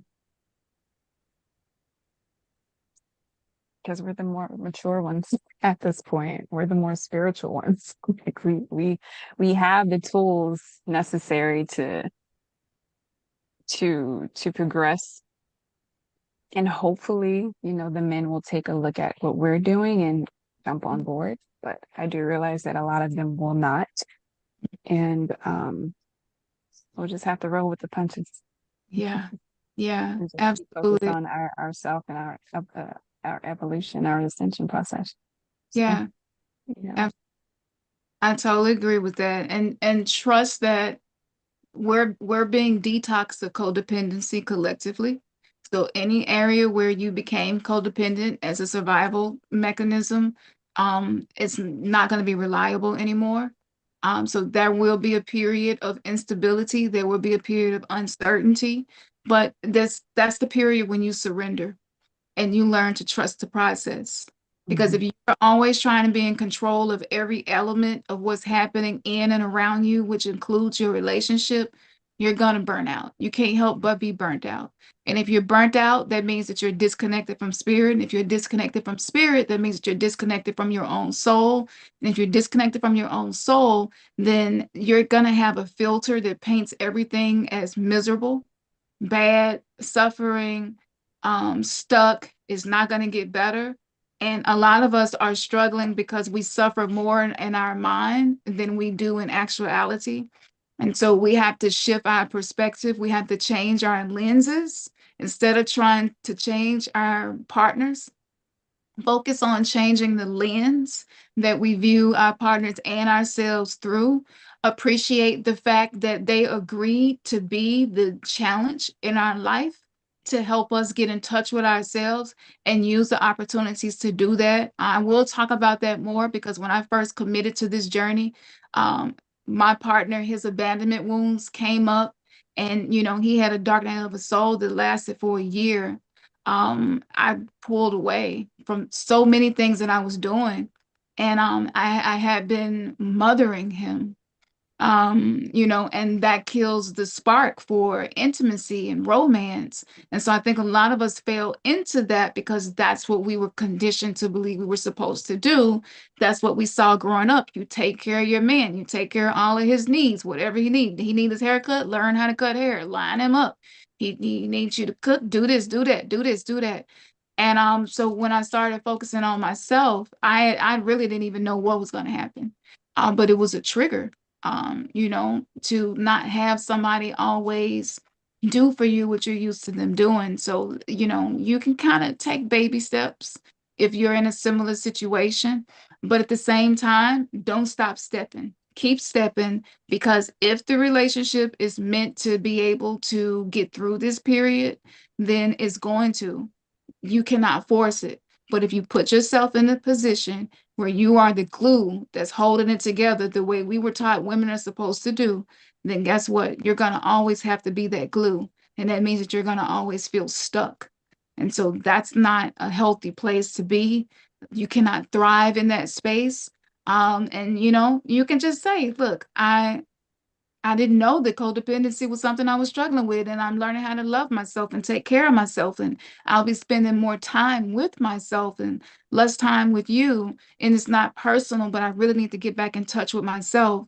And if I'm a whole person, I can be better for you and the whole family. And I believe and hope that you love me enough to support me in that. And just leave it there and let the cards fall where they may. Any closing statements? Any other sacred sisters that y'all have any closing statements before we get off? You can just unmute yourself. If you don't, just drop a no in the chat. Yeah, Okay. healthy relationship starts with me. It starts within. So Yeah. Absolutely. Always. All relationship issues point to a conflict that's been happening within the self that is calling to be worked out. It's never about the other person. It's always about us. And that's the thing that we got confused. Yeah. Okay. So y'all, this was the Love and Libate event. You know, Valentine's Day is just such bullshit. Like, this conversation is what needs to be happening. Don't bring me no chocolate. Like, I don't want none of that. I don't need no sugar. It'll shut down my immune system for 2 hours. Men, Stimulating you know, um, mentally. yeah, just have me out of it. Like, we have truly been put in a situation where from every angle there has been psychological warfare to stop us from being able to have truly supportive, healthy, committed relationships, where intimacy and vulnerability are the pillars of those relationships, trust and respect and honor. And in my effort to help us to heal, I'm taking everything that I have learned through personal development, spiritual practices. And y'all, let me tell you, I went to another timeline 2 days ago. I hadn't even did a video about it yet. But every night I've been going to a different timeline where it shows we're just making little bitty changes in our decisions, and it's altering the collective future. So I will be talking about that more. But if you enjoyed this, make sure that you go to Patreon and get on the Khamsin Untamed tier. I'm going to do these events monthly, and this will be for the community. We will continue to take questions. We will continue to take topics. Hopefully we get some men who, maybe a man, just one of you, because you use a lot sometimes to deal with, but we equipped. But we would love to hear from you, and maybe you can just drop something in the comments and let us know, what did you think about some of the things that we're saying? Because I think a lot of women might feel this way, but might not feel comfortable and safe communicating it. And so it is our attempt here to just be transparent and vulnerable about some of the discussions that I feel need to be had so that we can have healthier relationships. All right, y'all. So I guess we could go out with some and shout out to YouTube. I see y'all. Thank you. I would love for y'all to get on the Patreon side. It's just a membership of $8. And we're going to be a community and keep talking about this. Like, bring me some problems. Very few people tell you that, but bring me some problems, and I would love to dive into some of the things that's happening. Because the challenge, it helps me to be able to channel this higher dimensional information. The old relationship blueprint is not going to work. Okay. It's just not. We're going to have to level up. All right. It just is what it is. But we're going to go out. I'm going to play this song. It's called Higher Love. One day, just talking about these topics and burning my benzoin, which I'm finna do now. This stuff is amazing. If y'all ain't got no benzoin resin. I know I'm country as hell, so y'all like, what the hell is she saying? Benzoin, benzoine. This resin is life-changing. I truly mean that, life-changing. But I was processing this and grieving because this hurts me. Y'all gotta know, we gotta heal, because our children deserve this. For those of us who already had children, like, they deserve to see us healthy. They deserve to see what it looks like to be stable, to be grounded, to be connected to your own soul, not seeking anything outside of you because you know that you are enough. Like, our children deserve this. They need us to pull through for them. All right. So they're not the future. We are all the future, and in processing and thinking about this, and I was just in tears, and I was just like, what is it that I'm looking for? What is it? What am I trying to find? Why am I on this journey? Why am I doing the things that I'm doing? Why am I seeking? All of us are seeking something. And I have so much more that I want to say, but I'm going to hold it for the next show. But in the midst of all of this emotion and me grieving, because once you're no longer the person that you were, your relationships will never be the same, whether that's with your family, with your partner, with your kids. Like, it's going to change. Everything changes based on who you are and how you show up. And I was grieving some of the things that I miss, but I know it's no turning back. And I'm not looking back. Forget the rearview mirror. I need to look forward and continue to move forward. And the answer that my divine self gave me was, you've been looking for a higher love. And I was like, that's it. That's what I've been looking for. That's what this search is about. So we're going to go out with this song. I want to thank y'all so much for the first episode of Khamsin Untamed. And yeah, I'm going to be untamed, let me tell you. Y'all just getting a taste of it. Thank you, Keyz. Shout out to the Sacred Sisters. Shout out to Kalia. Shout out to Eve. Shout out to Latasha. Shout out to Zane. This is my Sacred Sisterhood. And be on the lookout. We might start accepting some new sisters soon. So if it's something you're interested in, make sure that you stay tuned for the emails to go out. And now we're going to go back to Higher Love. Let's see.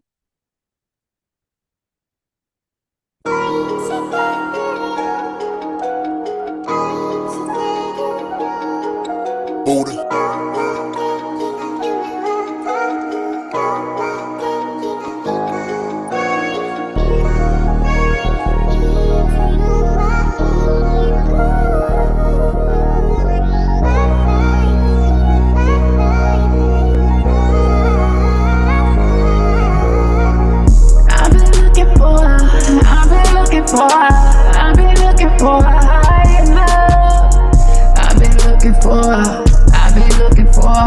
I've been looking for a higher love.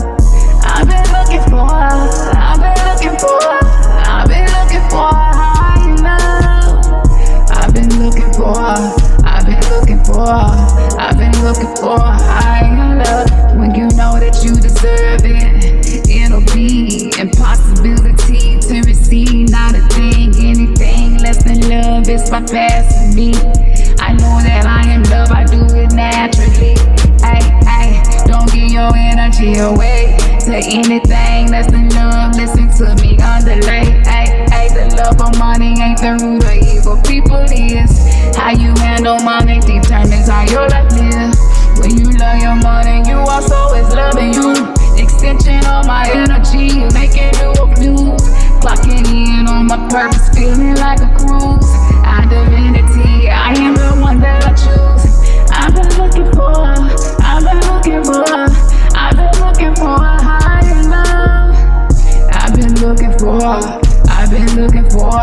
I've been looking for a higher love.